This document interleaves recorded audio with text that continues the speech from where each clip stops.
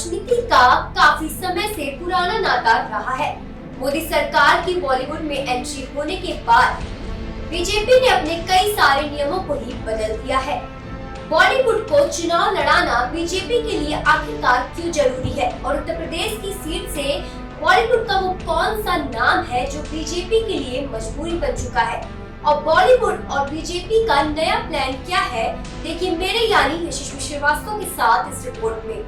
जब देश में लोकसभा चुनाव होते हैं तब बॉलीवुड और टेलीविज़न एंटरटेनमेंट भी इससे अछूता नहीं रहता।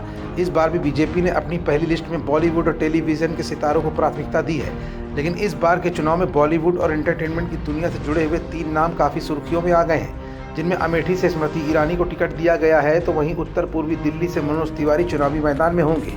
बात अगर उत्तर प्रदेश की दोबारा की जाए तो यहाँ पर चैलेंजिंग सीट 2 मानी जा सकती हैं।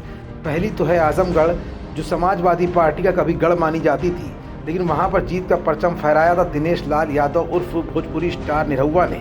और अगली सीट का हम जिक्र करें उससे पहले ये जान लीजिए कि बीजेपी की चुनाव को लेकर क्या पॉलिसी है।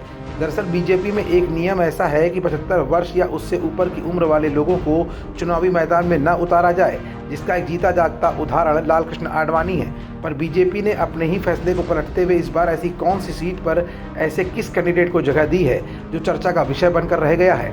इंडिया जंक्शन आज अपनी इस रिपोर्ट में इस बात का खुलासा करने जा रहा है और आपको इसके तथ्य दिखाएगा भी और बताएगा भी।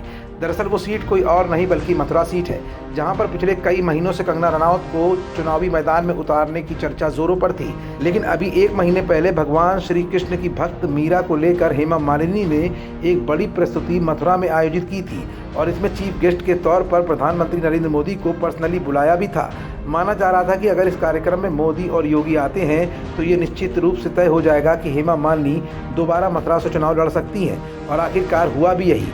मोदी ने जो पहली लिस्ट जारी की उसमें हेमा मालिनी का नाम ही प्राथमिकता के तौर पर मथुरा में शामिल किया गया और कंगना को दरकिनार कर दिया गया।